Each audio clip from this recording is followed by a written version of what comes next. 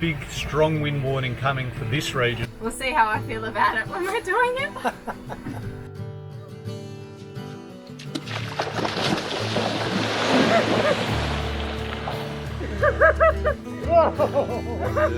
Pascal was like, I don't reckon you could tell the difference between squid and abalone, and I scoffed. I went, ha! So she's proposed a challenge. And I mix them up. And the sky's just turning it on even more now. Oranges, blues, purples. Welcome to Free Range Sailing.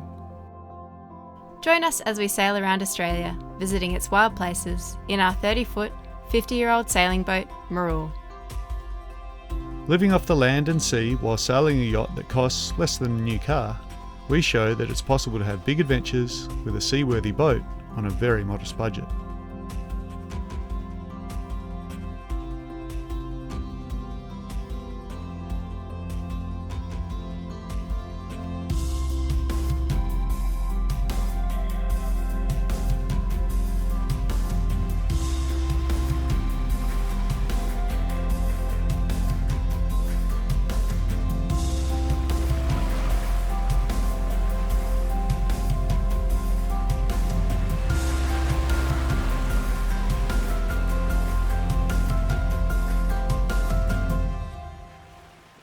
Never miss an episode of Free Range Sailing again. Subscribe to our channel and hit the bell button to stay notified of all our upcoming releases.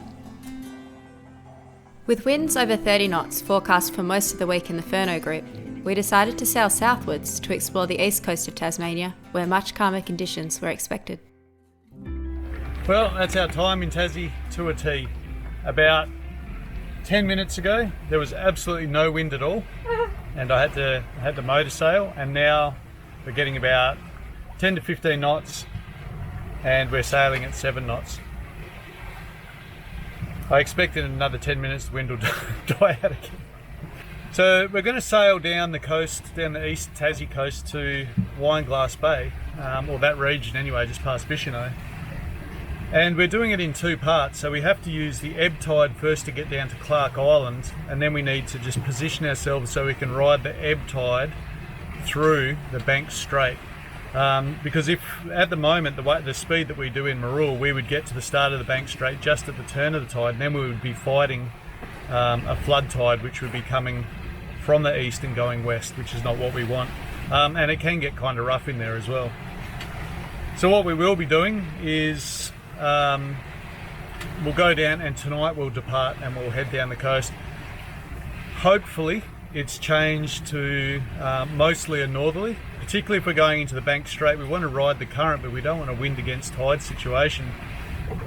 And then we'll get across the Banks Strait as quickly as we can. We'll sort of hug the coast because we've got a big strong wind warning coming for this region, and that's why we're going. Otherwise we'd be hiding out behind the islands for a couple of days. So that's our strategy. Big wind's coming, so we're going sailing. What do you think about our strategy, Pasky? Strong winds, go sailing? Like the coast, it's not as strong along the coast. We'll see how I feel about it when we're doing it. I think it'll be alright.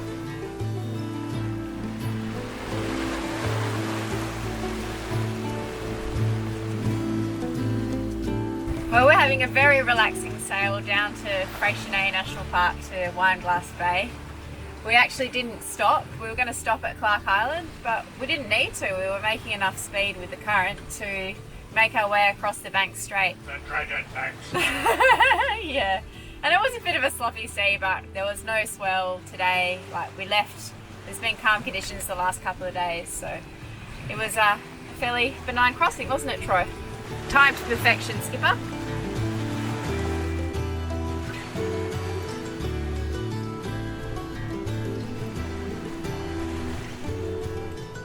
After sailing under 20-knot northerlies all night, and with the wind set to increase in strength throughout the day, we decided to get some rest at an anchorage just north of Bicheno. Good morning, we've made it to our anchorage just in the nick of time. It's really howling out there at the moment. Well done, skipper. Starting up the boat. Only a limited number of anchorages offer shelter from strong northerly blows on the upper east coast. As you can see, we weren't the only boat taking refuge here. strong winds like these, gotta make double sure the head sail doesn't come loose out through it.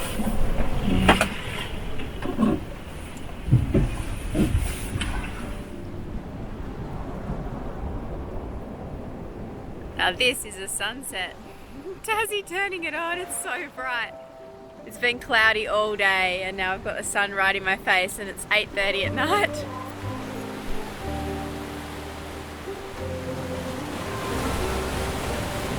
This is an update, it's nearly 9 o'clock and the sky's just turning it on even more now.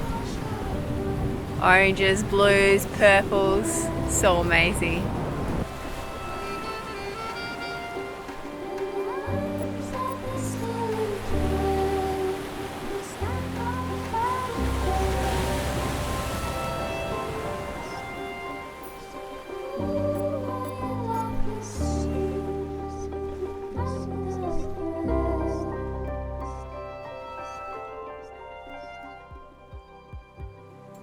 The following day we had favourable winds to continue our passage to Wineglass Bay.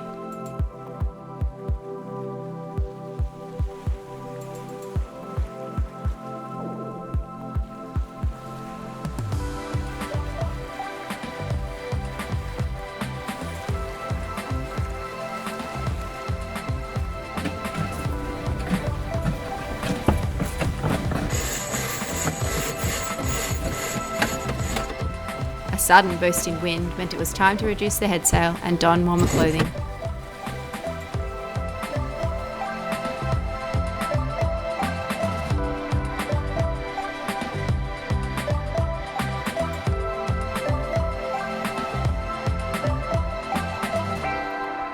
The increasing westerly winds meant we would have a bit of a hard time getting into the bay by daylight under sail, so we turned on the engine and motor sailed the last few miles of the trip.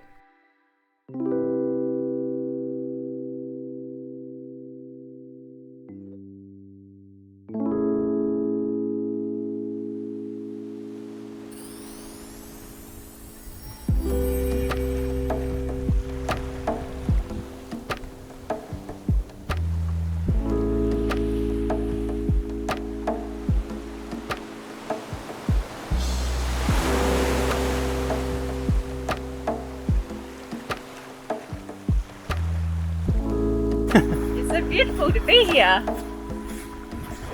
It's not too hot. The water is freezing.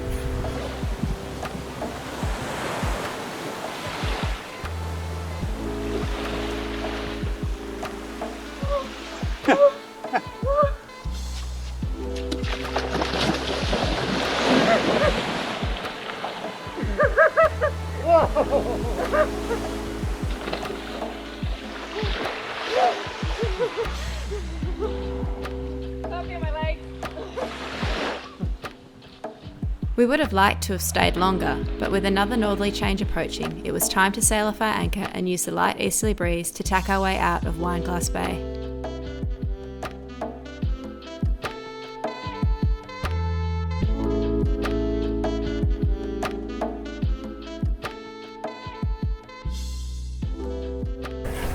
This is certainly a much pleasanter experience than when we tried to come in with a howling westerly.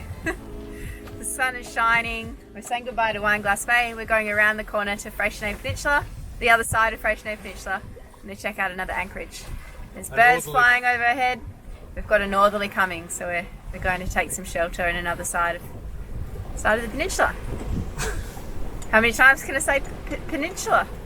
We're on the eastern side now. We'll go on the western side with the beach just to our north. And it's going to be a bit more changeable the next day or two.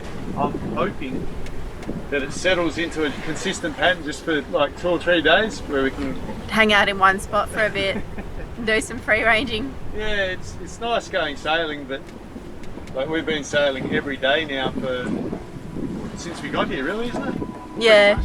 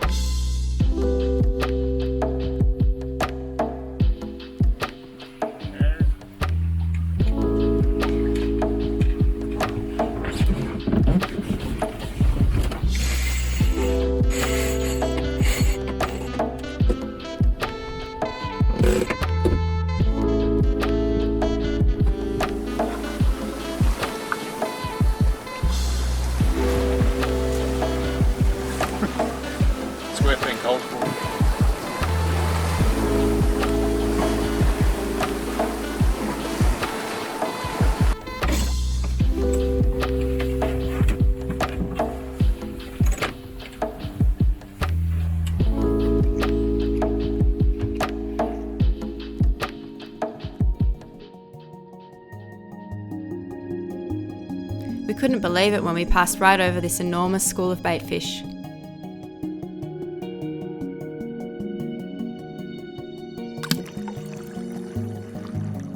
The fish were trying to get protection from predators by huddling around our hull.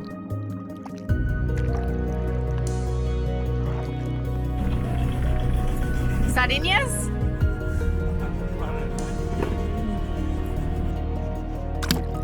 Seeing sights like these is just one of the many reasons why we love living at sea so much.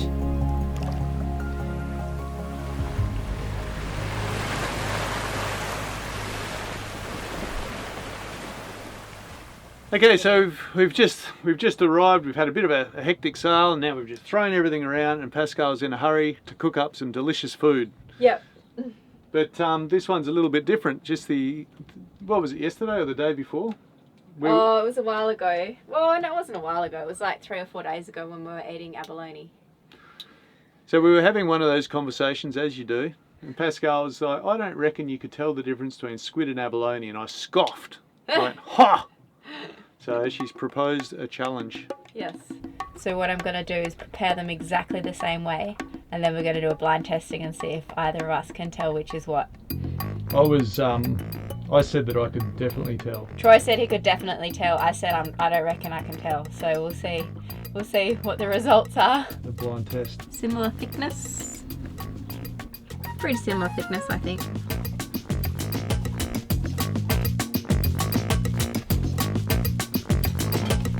So normally you just cook delicious food, but what's happening here, Pascal? I reckon you're trying to disguise the flavour. I'm not going to disguise anything. I just think if we fried them in solely in butter, it'd be too easy to tell. Alright, so tell us more. I'm just coating them like we did last week in the Flinders Islands. I'm coating the abalone and the squid in flour, then dipping it in egg, and then coating it in panko breadcrumbs, which is like a Japanese breadcrumb. Okay, well, we had to save that last egg, so I guess it's for a good cause. It is the last egg. You can do it with seawater, but it's better with egg. Right. I just think that if we don't batter them, then you'd probably be able to tell just from like the texture on your tongue, because they're slightly different. Without them being battered, you'll probably be able to tell the texture. Yeah. So that's what we're doing this afternoon. There's the gauntlet's thrown down. We've got to try and discern between two different types of very tasty seafood.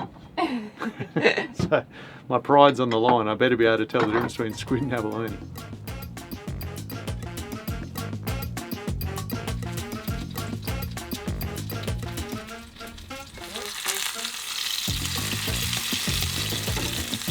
Bit of a thickness issue. The abalone's fluffing up more than the squid. You're already backing away from this wager, aren't you? It's pretty impressive how you've gone to great lengths to get those all the same width though. I tried to. Then I mix them up.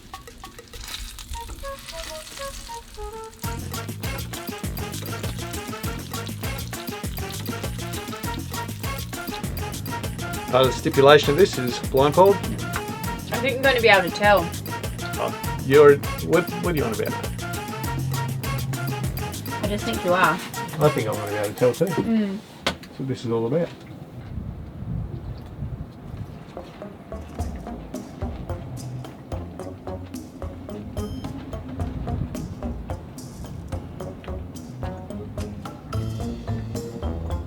Is this like going to be a best of 10?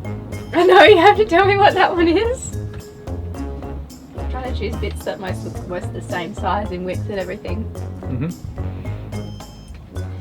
Now what's the other one that I compare it with? What do you think it is before you try something else? What did I think that one was? Yep. I thought that one was squid. No, I thought it was abalone. You thought that one was abalone? You ready? Yep. That one's abalone. The other one was squid. Yep. As soon as you taste the flavour of abalone, you can instantly tell. Was that a huge? Was that like a bigger bit of food than you normally eat? That's squid. Oh. Maybe it's abalone. I can't tell. Yeah, try this bit. Okay. I'm still eating. Oh. Okay.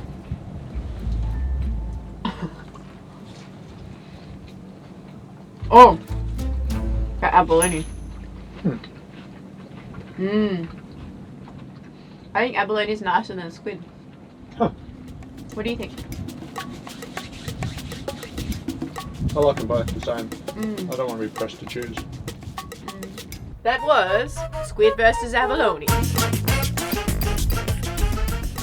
The most exciting showdown you never knew you needed to see. Can we drink some Pinot Noir now? Yeah.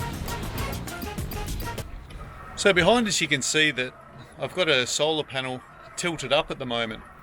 And these solar panels can be tilted all the way down through, all the way vertically up through 180 degrees. And the reason we're able to do that is because they're connected by a string on a shark clip. A few people have written in and they were, they were voicing concerns that we'd lose power by the shadow of the string going across the panels. Like in the last 2 years that we've had this, or year and a half, we haven't noticed that. Like, we've taken the string away, propped it up from underneath, and had a look what our meter said, on the solar regulator, and the amps going in have barely noticeable. Like, it's in the decimal points of an amp. So, but what it has allowed us to do, and I never meant to really have this as a lasting solution. Like, we were doing the refit, and I wanted to just test a few things before I committed to something, and this is incredibly cheap. It's like 40 cents worth of string and $1 shark clip. So it's really cheap. But what it's allowed us to do is actually swing up our panels through 180 degrees. So when the sun is rising, instead of having a panel flat and not getting anything, the aspect of the sun has been missing it. We've been able to tilt it up, and I've been able to adjust the panels throughout the day to be perpendicular to the sun. And whatever losses there might be from that little bit of string shadow are more than made up for being able to track the sun through the day, because we're liverboards, we're here, so we can just quickly, as we're in passing, just adjust the panels. And we can see all the panels orientated now. So even though it's quite early in the morning, we're still putting like 13 to 15 amps in straight off the bat. And that was just unheard of before. Like, if you've got the panels just in one orientation, they don't perform quite as well. So I don't think that is like the greatest solution in the world, that the string with the shark clip. Excuse me, there's a bit of curing ham getting in the way here. I don't think it's the perfect solution, and having a strut underneath has to be better, right? But you definitely want to make it in a way where you can tilt those panels like through quite a large angle, because getting that morning sun has been a real bonus for us. And it was a real unexpected benefit, how much more power we can get from the morning and the afternoon sun, because of course the sun is bouncing off the water as well. So you're getting so much insulation on those panels, not insulation but insolation, getting so much on there. We're just, even without our wind generator working at the moment, we're still making the videos, combined with a long daytime length, because it's summer now in the like right down in the southern hemisphere. We're about 40 degrees south here, so you get long daylight hours, and I can position those panels to be getting the sun right from the get-go and right to the end. And our batteries are not they're just not losing power, even though we're really working. We're making water, making videos, everything. So it's been really great. Thanks for watching, and if you enjoyed this week's video, please give it a like and subscribe to our channel, as it really helps get our video out to a wider audience. Join us next week as we explore an incredible guncoal anchorage on a rugged island off Tasmania's east coast, where we go diving in the kelp for some tasty seafood. We're looking forward to sharing it with you, so thanks for watching and see you next week.